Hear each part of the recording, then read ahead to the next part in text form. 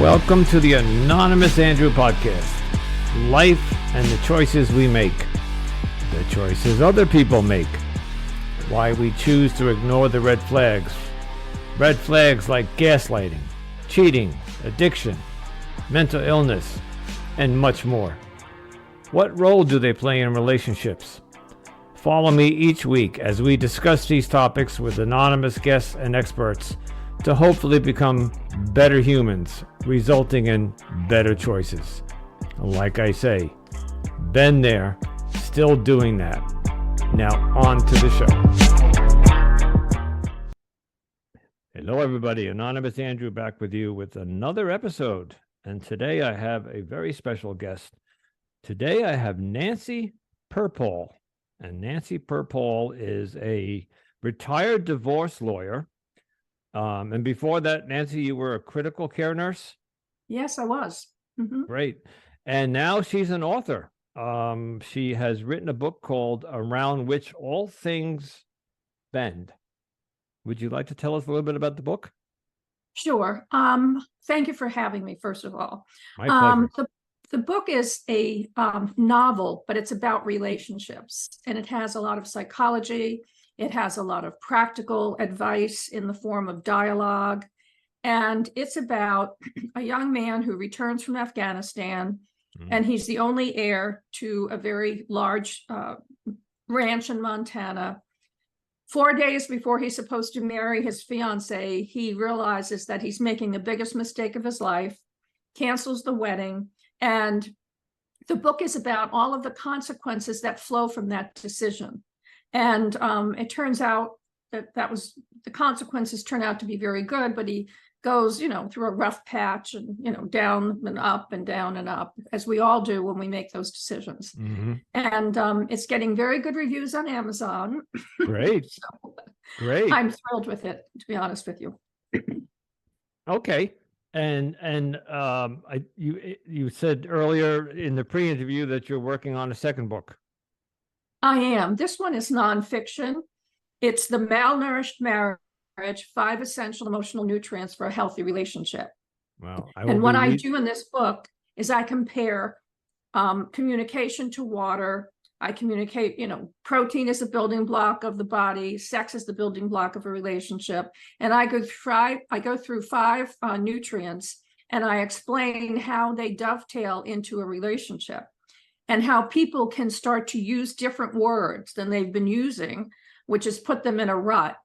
And for example, if you want to start communicating, I explain how you can approach it in terms of saying, our relationship is really dehydrated, and, get people interested in trying to use different words, to start the conversations and to start the need. For example, if the sex is waning, which is always a problem in a relationship, that's, you've really got to keep both people interested. And even if it's not physical, it's got to be intimate sex. Sometimes when you get older, the actual physical part stops, but as long as the intimacy is there, right, the relationship still blossoms and it's very healthy. So that's what I discuss in the book. Oh, I will be one of your first readers because God bless you. I certainly need this is why I again, to the audience and you, this is why I jumped on this podcast. Number one, I've been wanting to do this for years, but number two, I have been in and out of relationships my entire life. A marriage, a civil union. I have 3 children and 2 grandchildren, but I have this pattern of dating, and I should separate my sobriety years from my active years. So, but even in sobriety over the past 8 years, I've had 3 relationships, and you think by now I would have learned or picked up on the mistakes that I've been making. And I will, everybody knows this who listens, that I own most of the breakups. There's 2 people, right? It's a two-way street. I could always point the finger at this last relationship, and she did this, and she cheated, and she gassed. but I stayed, and I stayed for a long time. And so I bear that responsibility. This time, I'm taking some time off because my pattern of behavior is to, well, one relationship ends, and I'm right back on those dating apps. Don't give myself time to grieve. I find the next woman and right back into a relationship. And what happens? We repeat the same mistakes, expecting different results, and it just doesn't work for me. So I'm doing this to interview people, and so to help the audience, but also to learn myself where I'm going wrong, what I'm doing wrong. I liked what you said so Nancy and I spoke a little bit before we recorded, and I was talking about why I didn't leave this relationship, and she had mentioned dopamine, that I was so I was addicted to this woman, like the dopamine. Explain that. Yes. I don't know if you've ever heard of Helen Fisher. She's the Yes. PhD researcher at Rutgers. Yep. And she's the one who explains she's found the area in the brain which has to do with falling in love. And it's an area of the brain that is also responsible for hunger and thirst and sex. And dopamine is the chemical that's secreted when you're very excited and you're taking a risk and you're motivated by the risk. And dopamine, as you know, is the same area, is the chemical that lights up the same area of the brain as cocaine. So when you first meet somebody that you really feel very attracted to, and you want them to feel the same way about it, you're generating that dopamine. You're on that high. You mentioned that, like, for 6 months it was fabulous. It was, you were both on this high. And you can't blame yourself because, we're humans and we're made up of a lot of chemicals. And dopamine is the chemical that is what pushes you towards pursuing the relationship. The issue is that you have to step back and realize that you're being overstimulated and evaluate the situation. When you start to see these red flags. The problem with dopamine, as she explains it, and she's done vast research on this area, it blinds you. Love is blind. It really is blind. I'm sure there were red flags during those 6 months of nirvana, the halcyon days of yore. I'm sure there were red flags, but you didn't see them because the dopamine was clouding your vision. Then the second stage of the relationship is where you get the serotonin. And pardon me, because I'm suffering with some allergies. Excuse me. You get the serotonin, which is what it's more of a calming chemical, and it's a binding chemical. You start to feel more connected with the person. You still have the dopamine rush if you're having sex, or you're enjoying yourself, or you're going on dance lessons, or you're cooking together, and there's banter and there are private jokes. That dopamine keeps flowing. Dopamine also flows when you just touch somebody or you kiss them gently on the cheek. So there are so many times when you could probably see that there's a problem in the relationship, but you're blinded by it because of the chemical dopamine. Serotonin, sort of is more of the calming, more of the getting to know the person. And then the third stage is oxytocin, where you really are, you're binding with this person. You're bound to this person. Right. It's a very, you feel nurturing towards this person. Did you ever feel nurturing towards her? Yeah. When you say nurturing, would I be able to? You wanted to take care of her. Yeah. You wanted to protect her. Okay. You wanted to help her. She was maybe starting a new business, or maybe she needed your help on something. Let's go back. And you were the hero. Yeah, let's go back to those first 6 months. When we met and we started dating and she started coming over, we would have these conversations on my couch. And I started hearing about all the trauma. Now, she's from another country. She grew up in that country, 25 years.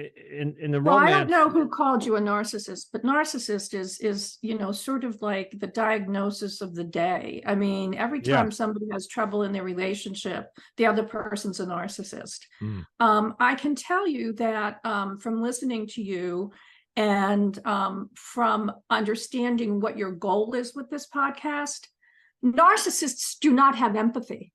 No. You have empathy. Yeah. I mean, that's the big dividing mark with respect to narcissism. I know this from psychiatric nursing training that I had. I also know about all of the research that I've done. And, I don't know who told you that, if it was said in anger or The by a woman ex-girlfriend. or something. No, Yeah, the I mean, ex-girlfriend. every woman thinks every man who is not doing what they want or is a little mean is a narcissist. Yeah. And not every man is a narcissist. I mean, trust me, I was married to one. My second husband was the poster boy for narcissism. And that's not just my opinion, it's the opinion of everyone who knows him. But notwithstanding that, he had no empathy for people. Mm. And I don't want to go into a character assassination of him, but the reality is we each have to find, and you said it, we each have to find a place where we can forgive ourselves for the things that we don't like about ourselves. Mm. And you do have to have self-love in order to love another person. I think that may be where you're going wrong. Yeah. I go into the relationship not loving myself enough, or having enough self-respect.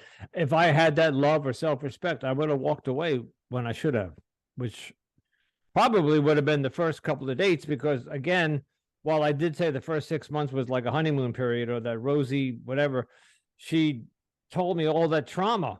And then she said to me, oh, can we keep this relationship a secret and not post anything on Facebook? I don't want anybody to know that I'm dating. And so that was a red flag. And oh my God, that's a yeah. big red flag.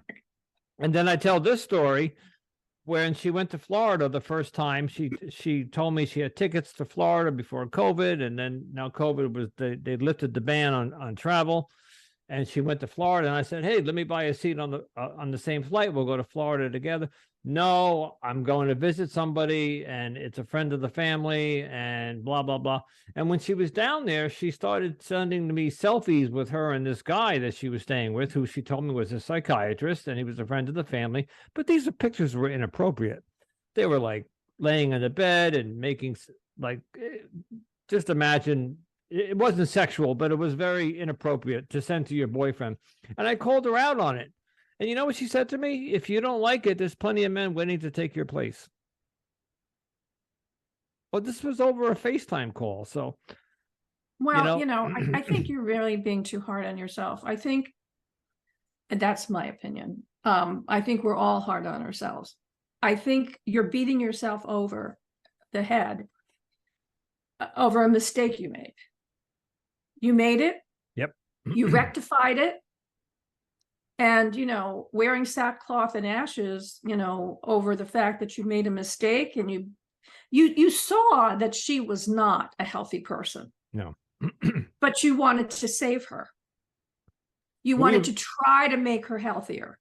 We even got her into therapy. I took her to my therapist, a psychiatric nurse practitioner. She came to a couple sessions because we were struggling, and my therapist said, oh, she needs trauma treatment. So we found a specialist in the United States who treats trauma victims. And she went to, I think, 2 or 3 months, and I paid for this. And then she stopped.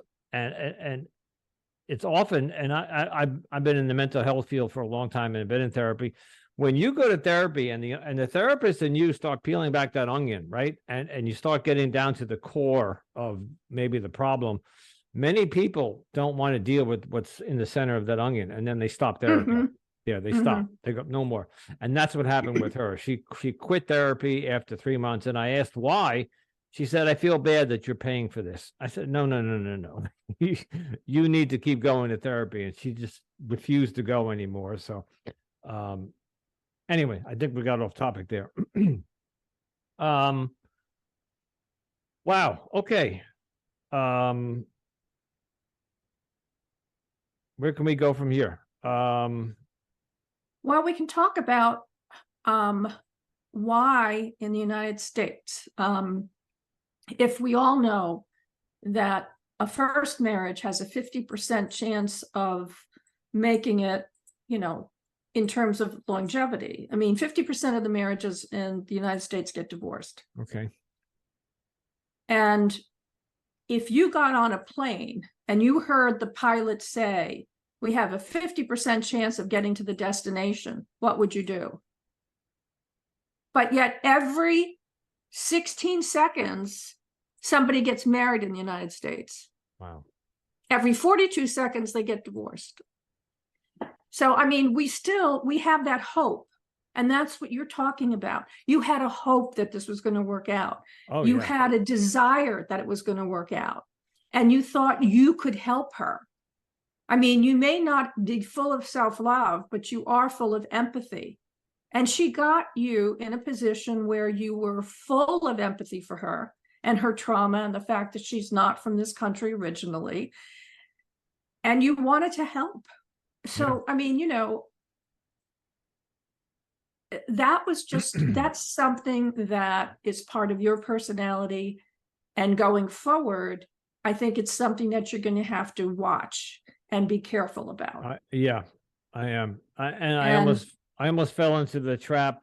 I'm not dating again, but I'm back on the dating apps more to do some research.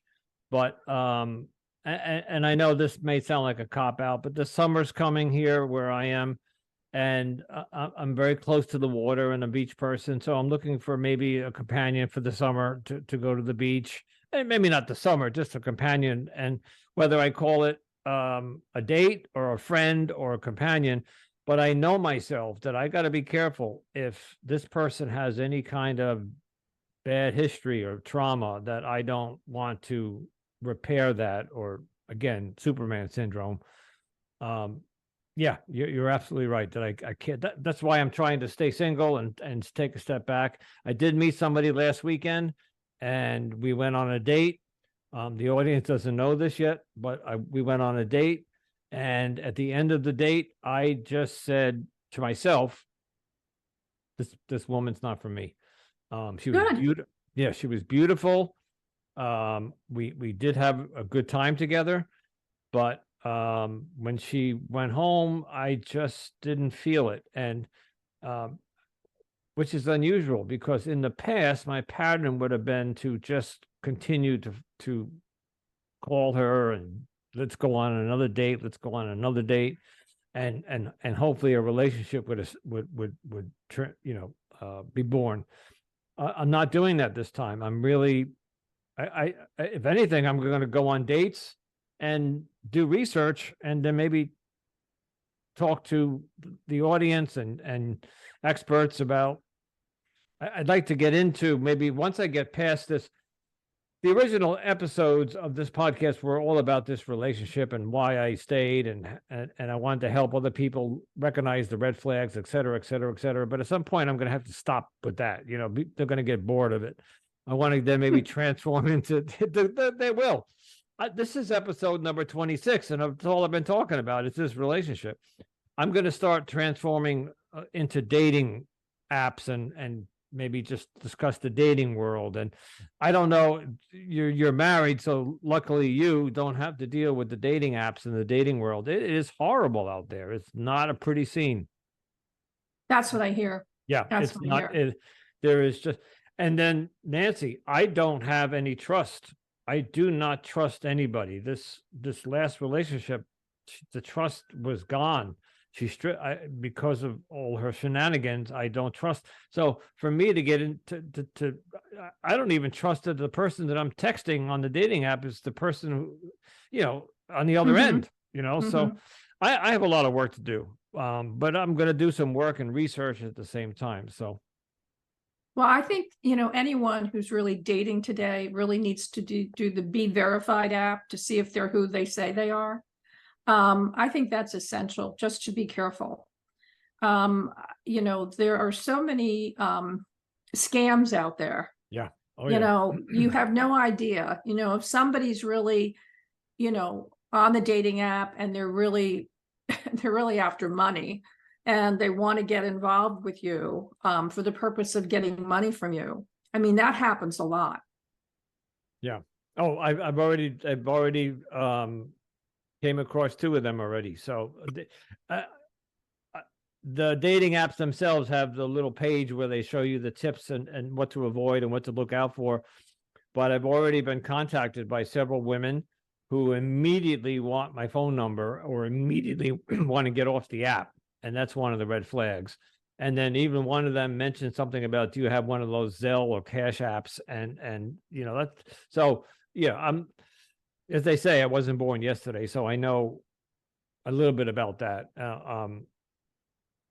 Yeah, but you're right. It's just terrible out there. It wasn't like that 15 years ago, because I did date on dating apps 15 years ago. It was completely different. You could trust the scammers weren't out there. Or if they were, they weren't like in abundance like they are now. So Yeah, I think there's we've lost our moral compass we in have. this country. Yeah. So I think, unfortunately, you know, the last, I'd say 6 years have really changed the culture and the social norms in this country. They really have changed. Well, the leadership of this country has swung from one end to the other inside of 4 years, right, or 5 years. You know, not to get into politics, but I'm lost as to what direction this country is heading in. You know, so yeah, you're right. The moral compass is it's not working. So, wow, Nancy, you gave me a lot to think about. And gave us some good insight. Can you think of anything that any? Well, I would just say that I have a lot of blogs. I write a blog a month, and they're all about relationships, and they're about how a relationship changes when you have a child, which is really profound. You know, how a relationship changes at different stages of your life. So I have a website. It's Nancy Perpall, and that's spelled PERPALL.com. I'm on Facebook and Instagram. Facebook is Nancy Perpall Author, and Instagram is Nancy Perpall Author. I'm so original, aren't I? In any event, right to the point, though. That's good. Okay. But you know, if you're interested in some of the psychology, which I do discuss in the novel about relationships and about how to decide if this person is the right person for you. And the fiance in this particular book sounds very similar to the person that you were dealing with. Yeah. And the protagonist in my book realizes it right before he's supposed to marry her. And then bails. Yeah. And so I deal a lot with, you know, the psychology of bailing, you know, the guilt that comes from that, because, you know, everybody's expecting this wedding, and, you know, his mother's expecting grandchildren soon. And so I really go into a lot of the issues associated with, you know, getting married, extended families, expectations. I think the biggest problem right now in our country in terms of relationships is unrealistic expectations. I think we have a lot of unrealistic expectations of a spouse or a partner. Is that coming from social media? Is that coming from television, movies, or is both? Everything. Yeah. Absolutely everything. Yeah. Wow. It certainly isn't. I'm a chivalrous person. I was brought up, my father taught me how to treat a lady. My mom and dad were married 50 something years, 60 years before they passed. And my dad taught me how to treat a woman very early on in my life. And he was a physician, and she was his nurse. He had a practice. And I've never seen, I was fortunate. I was brought up in a nice household, a very what's the word? Healthy household. Mm-hmm. And my dad taught me how to treat a woman. And I have 3 younger sisters who, that if I didn't, when I was growing up, if I didn't treat them right, boy, did I get it. from mom and dad. So, and the sisters. So, okay. So you know what, Nancy, thank you. I'm going to put, which if you can, I'm going to put all of your information in the show notes. Thank you. Your current book, your website, your Instagram, your Facebook, and I know that I will be looking for. I'm interested in the blogs that you talked about. Are they on your website? They are on my website. Yes. Good. I think you might be interested in the book. I mean, you can get the Kindle for practically nothing. Yeah. Or, Is it do on me a audio? favor and buy the book. What? I'd be happy to. Is it on audio version yet? There's audio, yes, and there's also, it's on Amazon, and it's Around Which All Things Bend. Okay. And if you read the reviews, these are written by people who are not my friends or family, because all my friends and family were reading the book as I was writing it. So yeah, hardly anyone has read the book as it's finished, since they've already know what it's about. But these are people that I don't know. So read them. It's really, it's how shall I say, rewarding. It's rewarding that I got through to some people.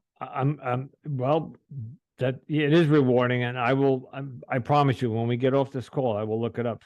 I am one of those people with a little bit of ADHD, so for me to sit down and read a book, I've done it, and I will do it from occasion, like before I go to bed, but it usually puts me to sleep in 15 minutes. I like the audio version because I travel a lot, and I walk a lot, and I ride a bicycle a lot. And I'm not a music person anymore, because I don't know about you, but the music today is just horrible. So I listen to my podcasts and I listen to books in audio.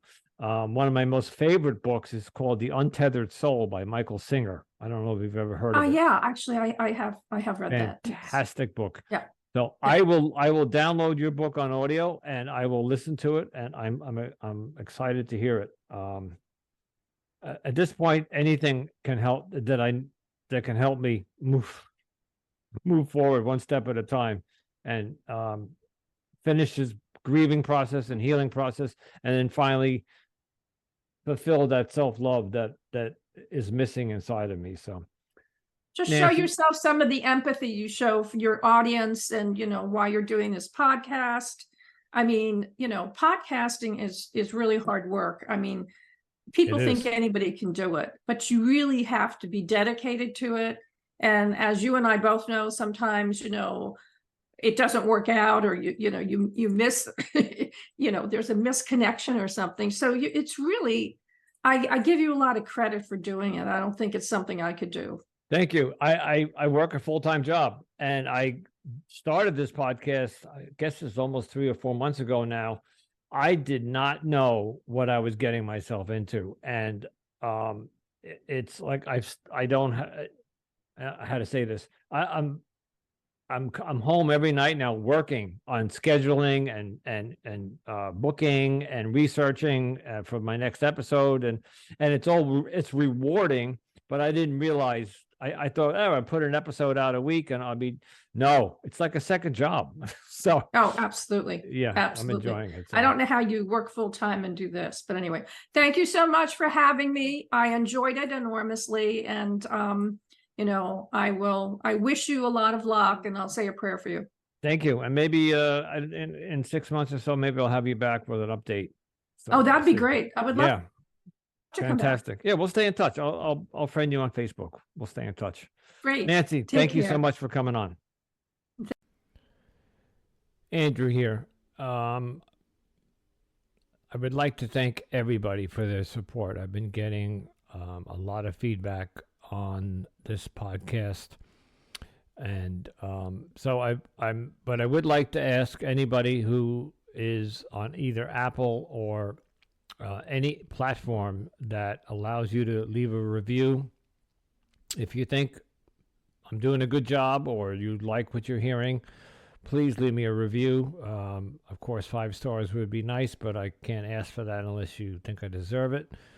But please, to help this podcast get up into the platform world, reviews help the algorithm push it up.